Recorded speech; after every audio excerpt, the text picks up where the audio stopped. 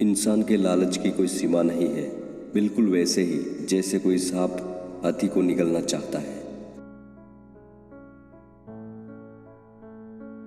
थोड़े थोड़े टपकते हुए पानी से भी पत्थर घिस जाते हैं। उसी प्रकार धीरे धीरे निरंतर कड़ा परिश्रम करते हुए इंसान अपनी मंजिल को पा सकता है। जब कोई व्यक्ति किसी यात्रा से लौटता है तो वह पहले से बदला हुआ इंसान होता है। आपका गुरु आपके लिए दरवाजा खोल सकता है, लेकिन उसके अंदर प्रवेश आपको खुद ही करना पड़ेगा।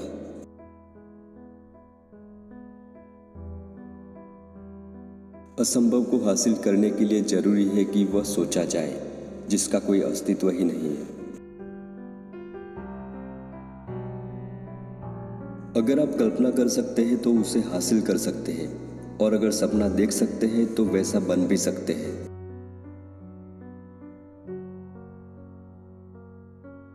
यदि हम बदलेंगे नहीं तो हम खुद को कैसे विकसित करेंगे, और यदि हम खुद को विकसित ही नहीं करेंगे तो हम क्या जिए। अपनी कठिन परिस्थितियों में भी खुद को प्रोत्साहित बनाए रखिए, क्योंकि कठिन परिस्थितियों में ही सर्वश्रेष्ठ नतीजे आते हैं।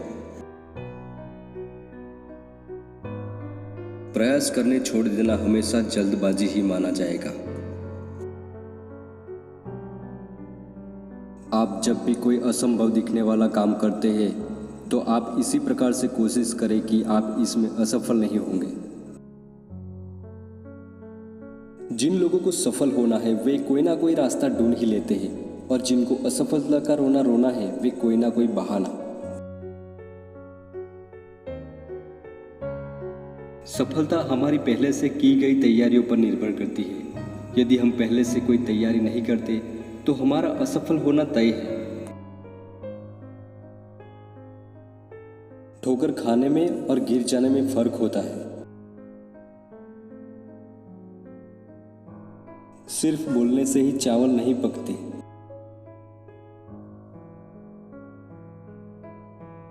समुद्र के किनारे पर गिरे हुए मोती नहीं मिलते, इन्हें पाने के लिए समुद्र की गहराई में गोता लगाना पड़ता है।